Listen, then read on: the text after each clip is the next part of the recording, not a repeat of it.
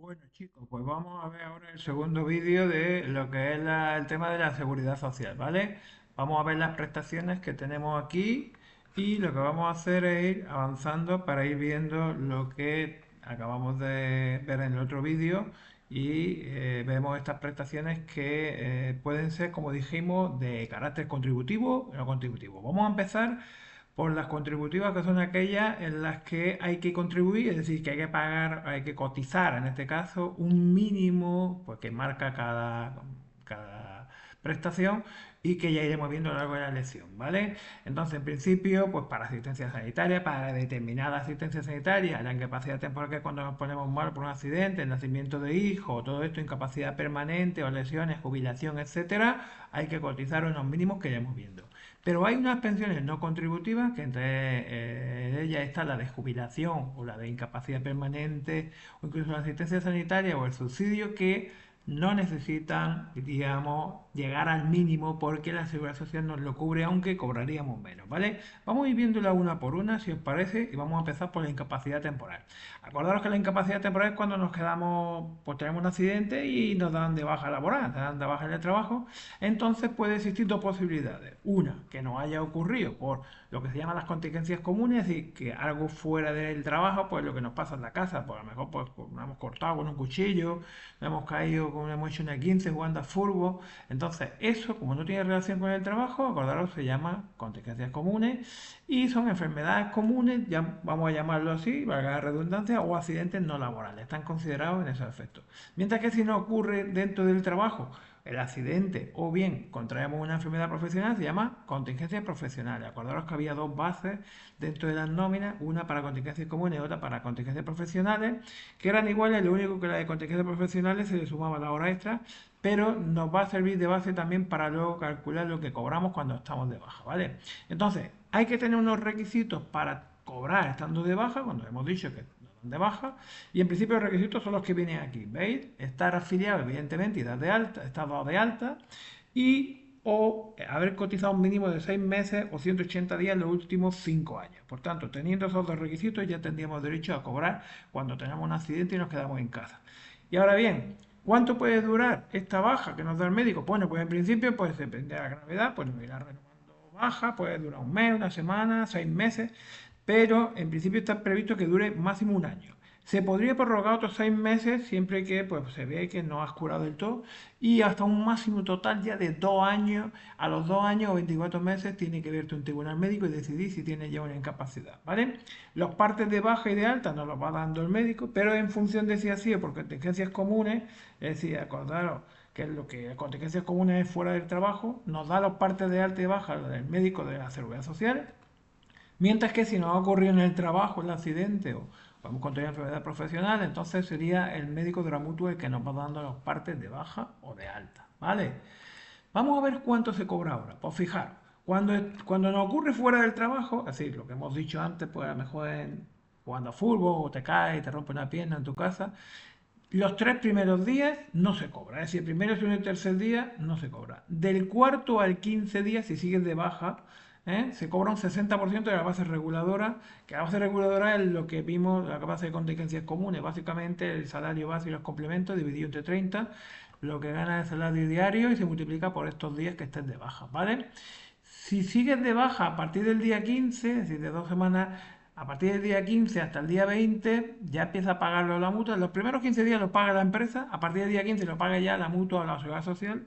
A ver, el Instituto Nacional de Seguridad Social lo que hace es que, aunque lo pague la mutua, luego se lo compensa, ¿vale? Pero en definitiva, quien lo paga es la seguridad social.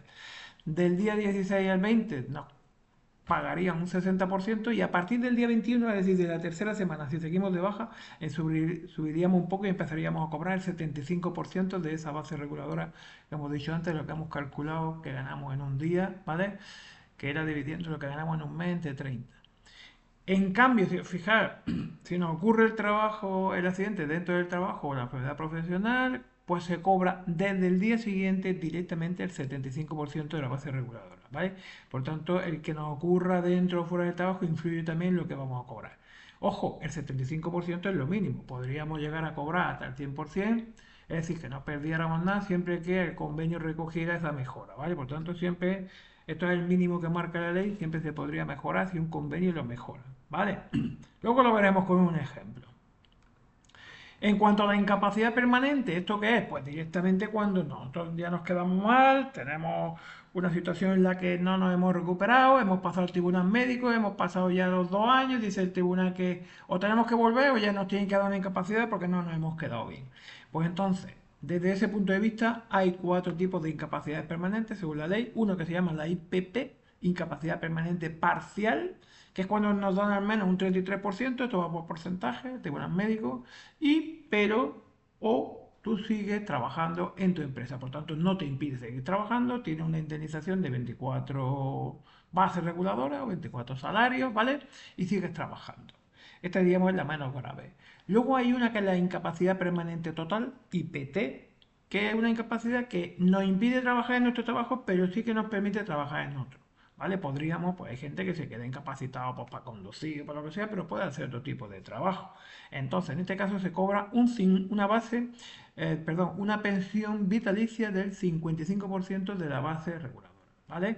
55%, claro, una persona que gane 1000 y pico, pues es poco. ¿Qué es lo que pasa? Que la ley lo que dice, vale, pues usted puede trabajar en otro sitio, por tanto es compatible con otro trabajo.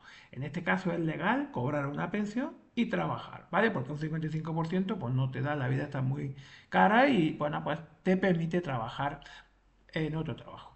Ojo, en mayores de 55 años, como tienen mucha dificultad para encontrar empleo, pues porque ya cerca de la jubilación y nadie los contrata, pues se podría aumentar este 55% hasta un 75%, ¿vale? Pero en este caso no se podría compaginar con otro trabajo. Vale. Tercera posibilidad, incapacidad permanente absoluta. Es decir, esto es cuando tenemos un accidente que nos quedamos tan mal que nos dan el 100% de pensión vitalicia porque no podemos hacer otro trabajo. Aquí ya nos quedamos de una forma incapacitados que no podemos desarrollar ni nuestro trabajo ni otro trabajo. Por tanto, nos daría un 100% de la base reguladora, ¿vale? Que sería una base que se calcula en función de unos parámetros que viene a ser, bueno, pues un poco lo que estás cobrando un poco menos de salario.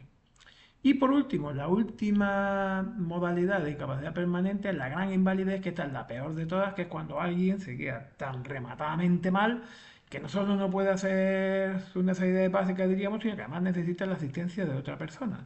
Y entonces en este caso se cobra el 100% más un complemento para pagar a la otra persona. Se cobra como mínimo de complemento un 45% más de lo que tú cobras, entre un 45 y hasta un máximo de 75 para pagar a esa persona que es tu cuidador o cuidadora. ¿Vale? Esto es la gente que se queda en silla de ruedas, que no pueden hacer nada, le tienen que lavar, le tienen que asistir, y entonces pues está previsto como gran invalidez. Acordaros, IPP, incapacidad permanente parcial, al menos 33, se vuelve al trabajo, indemnización de 24, total, es cuando nos permite trabajar en nuestro trabajo y en otro, es decir, no nos lo permite en nuestro trabajo, pero si en otro podemos compaginar la pensión con un trabajo, la absoluta es del 100% y no podemos hacer ninguno, y la gran invalidez es que además de que no podemos hacer nada, necesitamos asistencia y nos dan entre un 45 y 75%.